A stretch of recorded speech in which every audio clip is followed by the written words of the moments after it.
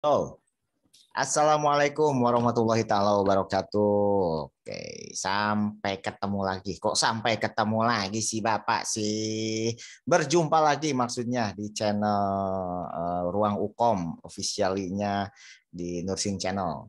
Ya, pada kesempatan kali ini tidak berlama-lama lagi lah kita akan bahas tentang gimana sih cara ngerjain soal Ukom yang efektif, efisien, cepat, tepat sehingga langsung lulus Ukom. Oke guys, check this out. Tapi sebelum kita bahas guys, tong poho tong hilap don't forget latansa, oke, untuk share video ini ke kawan-kawan kalian, komen, kemudian like dan subscribe. Jangan lupa aja tuh diklik tombol kunci deh. Lonceng guys, lonceng notifikasi itu yang di pojok kanan yang ting ting ting ting ting yang itu supaya dapat update terkini dari Ruang Ukom lewat kanal YouTube ini Nursing Channel ya. Oke, selalu update. Yuk, kita mulai guys. Yuk guys, ini dia cara mengerjakan soal UKMI yang efektif, efisien, dan ya pasti terpercaya karena ini bahannya langsung dari pusat guys. Gimana caranya langsung nomor 2 dari UKMI-nya langsung dari pusatnya langsung guys. Oke. Yuk guys, mulai. Gimana sih cara ngerjain soal UKMI guys?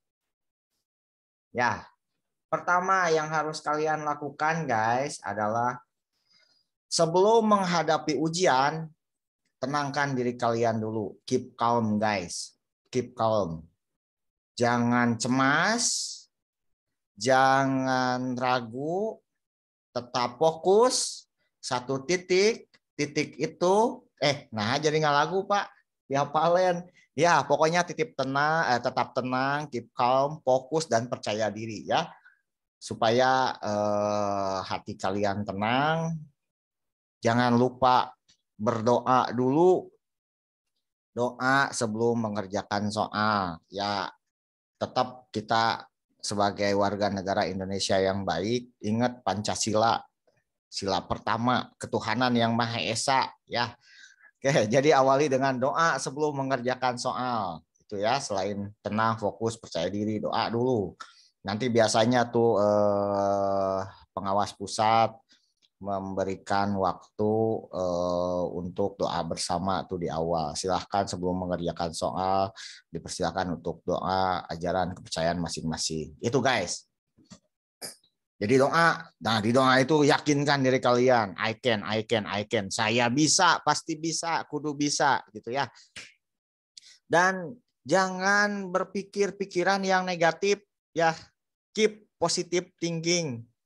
Pasti bisa, pasti bisa, pasti bisa gitu ya. Jangan mikir yang nggak bisanya ya.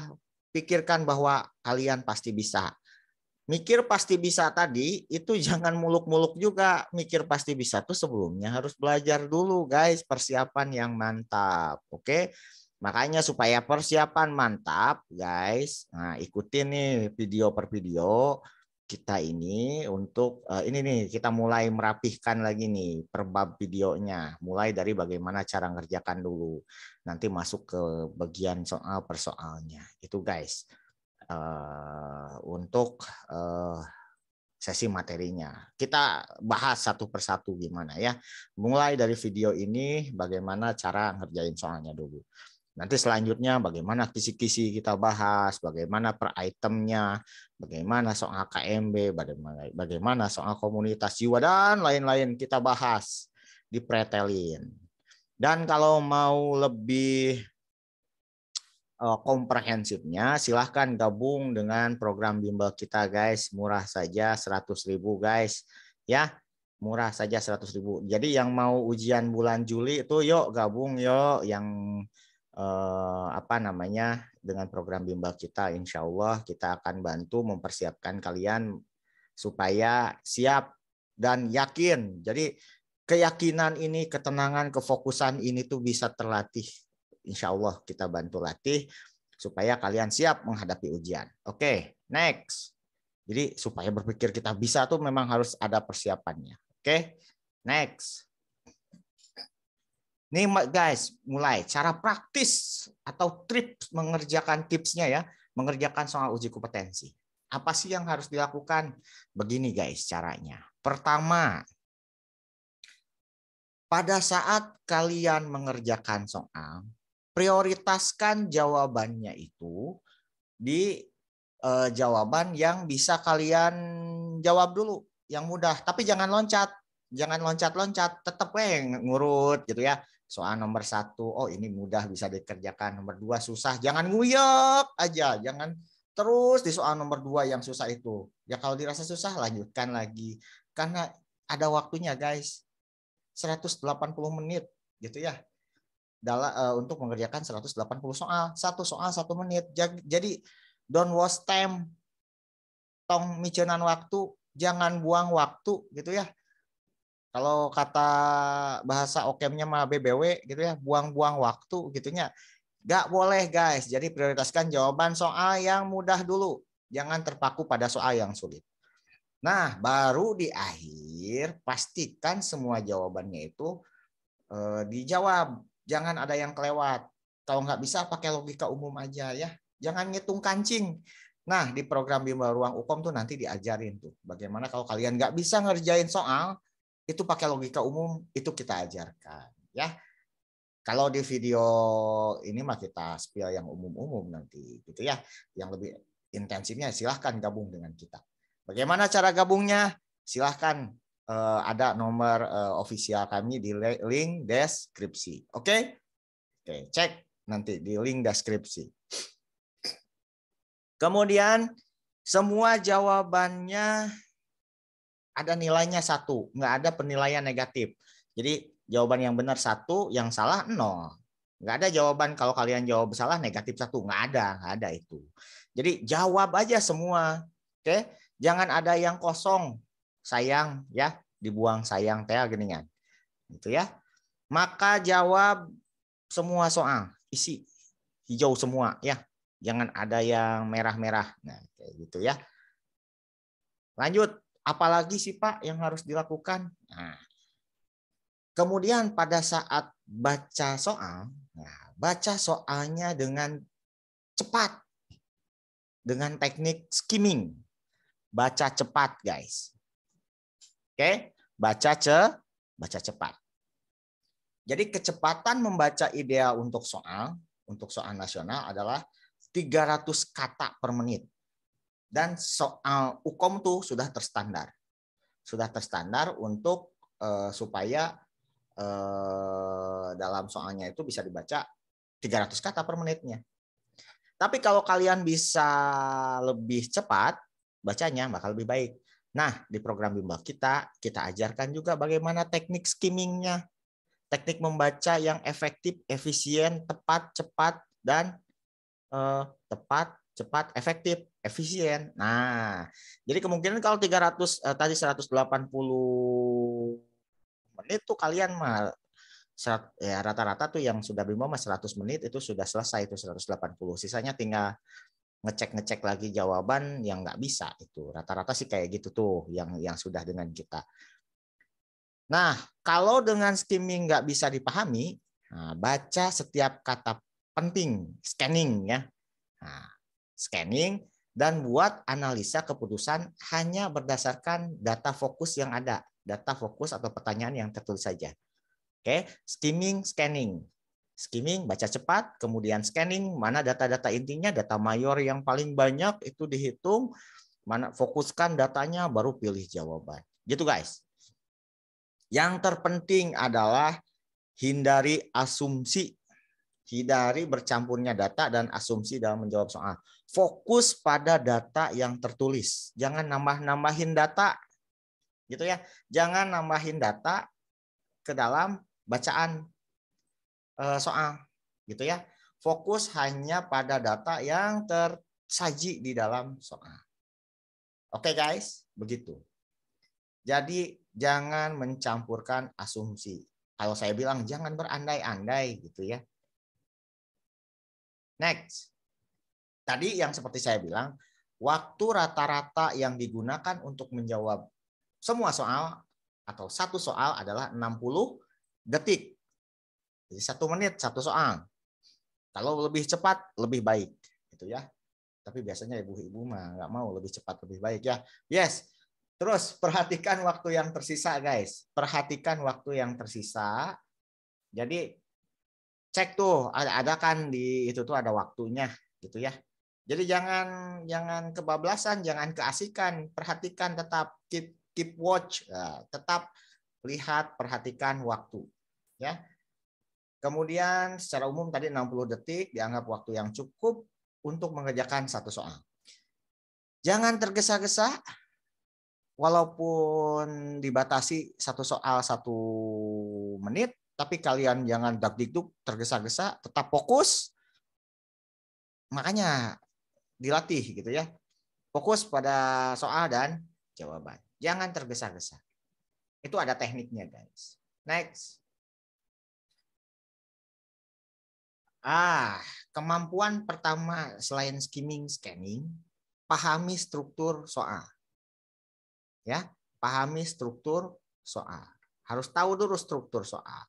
Nah, nanti di pertemuan-pertemuan selanjutnya kita akan ngomongin bagaimana memahami struktur soal. Oke? Nanti kita buat mengenai struktur soal. Jadi struktur soal dalam soal UKOM itu ada vignette. Vignette-nya itu soal cerita. Soal ceritanya yang seorang laki-laki 32 tahun dirawat di ruang penyakit dalam dengan diagnosa bla bla bla bla bla bla. Nah, itu vignette-nya atau kasusnya. Dilanjutkan dengan pertanyaan. Pertanyaan tuh yang di bawahnya setelah kasusnya ada pertanyaan. Apakah masalah keperawatan prioritas? Nah, itu pertanyaan. Setelah itu ada 5 pilihan jawaban. Itu ada 5 pilihan. A, B, C, D, E. Ya. Nah, dalam soal uji kompetensi hanya disediakan 1 pilihan jawaban benar aja. Jadi nggak ada tuh pilihan semua jawaban benar atau bukan salah satu jawaban di atas tuh nggak ada. Dan semua pilihan jawabannya biasanya positif semua. Pertanyaan itu positif semua, nggak ada yang negatif. Mana yang salah, mana yang benar, mana yang tidak tepat, kecuali itu nggak ada. Semuanya positif, gitu ya. Kemudian hanya ada 1 pilihan jawaban yang benar, yang paling tepat. Oke, nggak ada yang abu-abu, gitu ya. Oke, untuk lebih lanjutnya struktur soal kita buatkan video nanti. Oke. Nah, vignette biasanya berisi kasus klinis. Ada 3 hal penting dalam vignette yang harus kalian perhatikan. Pertama, dalam vignette itu berisi pasti ada keluhan utama. Apa keluhan utama? Atau diagnosis. Kedua, data klinis yang disajikan. Pasti ada. Selanjutnya, tempat pelayanannya. Di mana? Settingnya di mana? Itu pasti ada. Wajib ada. Oke? Nah, 3 hal penting ini harus kalian kuasai. Karena itu akan menentukan jawaban. Jadi kemampuan kalian dalam menggabungkan, mengekstraksi gitu ya, 3 data tadi itu bisa membantu kalian untuk menjawab. Bisa membantu kalian mengeliminir jawaban yang salah. Bisa membantu kalian menentukan jawaban yang paling tepat. Nah, makanya di kita mah dilatih tuh nanti bagaimana cara membaca, mengeliminir. Nah, belajarnya juga terstruktur gitu ya. Jadi ketika masuk KMB yang harus diperhatikan datanya ini, ketika soalnya keluhannya ini, datanya ini gitu ya. Itu kita latih, kita apa namanya?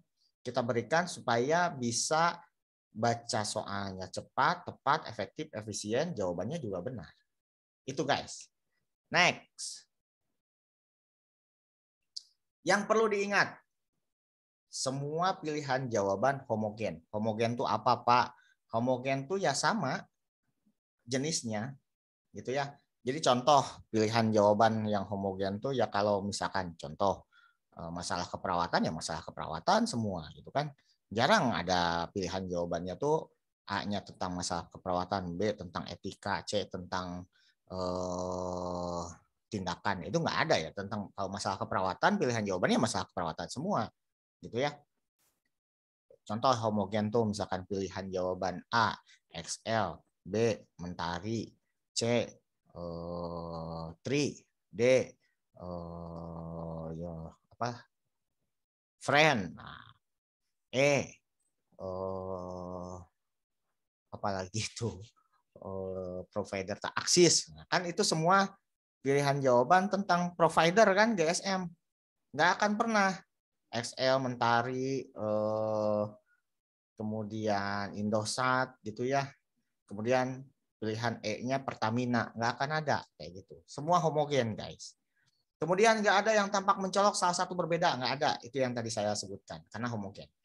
Jadi pilihan jawabannya itu mulai dari rentang kurang tepat hingga sangat tepat. Jadi pilihan jawabannya yang paling tepat. Atau rentangnya baik dan sangat baik. Jadi pilihan cari yang paling baik. Gitu ya. Pengecohnya dibuat berdasarkan kenyataan lapangan. Jadi di dalam vignette itu ada pengecoh, di jawaban juga ada pengecoh, itu dibuat berdasarkan kenyataan lapangan. Tapi jangan pakai asumsi ya. Ketepatan jawaban sangat dipengaruhi oleh pemahaman teori dan kata kunci. Jadi kalian harus kuasai teori yang ada di blueprint kisi-kisinya, kemudian kata-kata kuncinya. Nah, di program Bimbel Ruang Ukom kita ajarin semuanya, gitu ya. Oke. Next. Perhatikan kata-kata kunci dalam pertanyaan.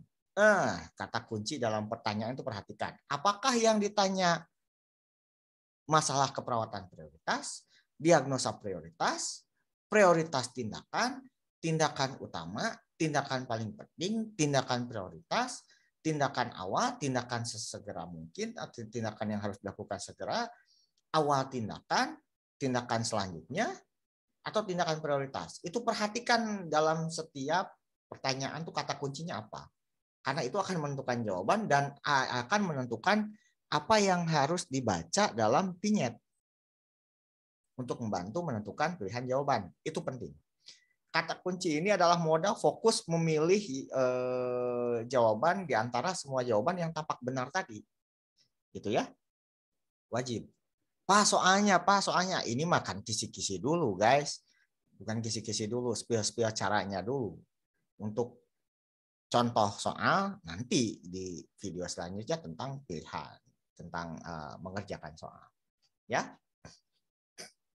Kemudian baca setiap pilihan jawaban yang tersedia di pilihan jawaban sebelum menjawab. Jadi baca dulu satu-satu.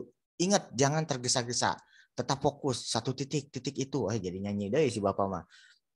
Eliminasi atau abaikan pilihan jawaban yang salah satu jawabannya itu nggak mungkin atau mustahil. Contoh yang ditanya itu tentang apakah hasil temuan atau tindakan pengkajian auskultasi pada pasien tersebut. Karena yang ditanya auskultasi, ternyata ada pilihan jawabannya tuh di bawahnya itu tentang perkusi, misalkan bunyinya. Nah, berarti itu eliminasi, gitu ya. Nah, kemudian fokuskan logika pada jawaban yang paling mungkin berdasarkan pada fakta penting dalam vignette atau dalam kata kunci pertanyaan. Jadi fokuskan pada data-data mayor yang ada pada vignette. Tadi sudah saya sebutkan. Harus fokus. Jadi lihat pertanyaannya, kata kuncinya apa, perhatikan data fokusnya dalam vignette, kemudian pilih salah satu, eliminir, mana yang tidak mungkin, baru pilih. Kalau nggak yakin, baca ulang dengan scanning tadi sebelum memutuskan pilihan jawaban. Next. Gimana cara milih dasar pilihan jawaban? Nah, prinsip umumnya dulu ini saya terangkan. Prinsip umumnya sesuai dengan hierarki Maslow ya. Oke, teori keperawatan. Biologis dulu, psikologis, sosial, spiritual. Yang digambarkan dalam vignette. Prinsipnya tergantung pada berbagai banyak hal. Bisa dari mulai setting, bisa dari kegawatannya atau setting layanannya di mana, tergantung gitu ya. Jadi kemampuan kalian tadi menggabungkan antara setting, keluhan, data klinis itu menentukan bagaimana kalian menjawab itu benar atau tidak. Ya. Nah, kalau settingnya, ya ini contoh. Kalau settingnya di gawat darurat, maka cara umum memilih contoh nih ya. Cara umum memilih prioritasnya berdasarkan masalah airway, breathing, sirkulasi. Airway dulu, breathing, sirkulasi. Kecuali kalau dia bantuan hidup dasar, maka sirkulasi dulu, CAB. Nah, jadi saya bilang tadi ya tergantung setting, kejadian, layanan di mana. Nah, tergantung datanya gitu ya. Ini gunanya untuk melatih. Atau berdasarkan kategori triase yang berlaku, merah, kuning, atau hijau. Nah, itu kalau di KGD. Atau terkait masalah etik keperawatan yang ditanya, gitu ya. Biasanya kalau di gawat darurat, etiknya justice. Atau selain justice itu autonomi, nah, biasanya. Beneficense, nah, kayak gitu. Ya. Nah, kalau kejadian kasus dalam pinyatnya di ruang settingnya itu di ruang rawat biasa, penyakit dalam, atau di ruang non gawat darurat, maka yang dipakai kalian itu pakai hierarki kebutuhan Maslow. Kebutuhan fisiologis dulu. Fisiologis itu apa? Oksigen dulu pertama, kedua cairan, selanjutnya nutrisi, aman nyaman, kasih sayang, sampai aktualisasi diri. Ini dapat dijadikan yang tadi dapat dijadikan acuan memilih jawaban benar. Yang kedua adalah cari yang mengancam nyawa dulu. Ya. Cari yang mengancam nyawa atau bisa menyebabkan kecacatan. Aktual dulu, ya. Baru potensial dan resiko. Cari yang mengancam dulu. Dalam memilih kebutuhan fisiologis, ini berlaku juga di setting gawat darurat, sama juga. Tapi tadi ABC, CAB juga sama. Juga terdapat prioritas yang harus diterapkan. Oke, next. Nah, pertanyaannya nanti di kata kunci di pertanyaan prioritas utama atau terpenting. Nah, kalau pertanyaannya nanya tentang prioritas utama atau terpenting, contoh diagnosa utama, diagnosa penting, maka pilih yang paling penting. Kedua, pilih yang paling mengancam jiwa. Nah, itu tadi yang saya bilang. Pilih yang paling penting, data mayornya lengkap di sana, data paling banyak, dan paling mengancam jiwa kehidupan. Kalau intervensi, pertama, pilih yang paling penting sesuai dengan masalah keperawatan di atas datanya. Fokus kemana? Kedua, pilih yang paling berdampak besar. Selanjutnya, pilih yang bisa mencegah timbul masalah lain. Gitu ya. Jadi cari akar masalahnya yang bisa mencegah masalah lain. Itu caranya, guys. Tong hilap ya, di save. Di save kalau bisa mah di mark gitu ya, di capture capture pilih. Tonton lagi biar tahu gitu ya. Next. Kalau pertanyaannya terkait prioritas waktu, misalkan tentang tindakan, maka pilih sesuai dengan kata kunci yang terdapat dalam pertanyaan. Sebelumnya apa? Sesudahnya apa? Cari. Kalau ditanyakan prioritas pertama, maka ini kalau waktu ya. Cari pertanyaan, cari jawaban yang menunjukkan bahwa tindakan tersebut harus dilakukan pertama kali sebelum tindakan selanjutnya. Oke? Bahkan bisa juga jawabannya adalah tindakan terpenting yang memerlukan tindakan tersebut dilakukan terlebih dahulu. Jadi intinya tindakan tersebut tuh harus dilakukan pertama kali sebelum tindakan lainnya. Gitu ya. Misalkan, apakah yang harus dilakukan perawat sebelum dilakukan tindakan suction, misalkan. Contoh, ya kasih oksigen dulu karena penting, kayak gitu. Nah, itu contohnya. Tapi kalau pertanyaannya fokus pada tindakan utama, maka pilih hal yang terpenting yang harus dilakukan sesuai kebutuhan kasus dalam pijat. Ya, nanti contoh soalnya di video selanjutnya. Next. Nah, kalau di kasus komunitas, manajemen, etika, hukum, atau tentang pengembangan profesionalisme, itu kan di Sounders ada. Maka kita nggak bisa menggunakan pendekatan kasus klinis gawat darurat, ya, kasus klinis atau di ruang gawat darurat nggak bisa. Biasanya pakai pendekatan logika umum untuk menjawab ini, gitu ya. Jadi jangan kalian pakai cara KMB untuk mengerjakan komunitas, manajemen, nggak akan nyambung, gitu ya. Nah, di program bimbel ruang Ukom ini, jadi kita belajarnya terstruktur tuh, gimana cara ngerjain soal KMB, kalau setting KMB-nya gimana, kalau ngerjain soal dengan setting di anak gimana, komunitas gimana, maternitas gimana, jiwa gimana. Jadi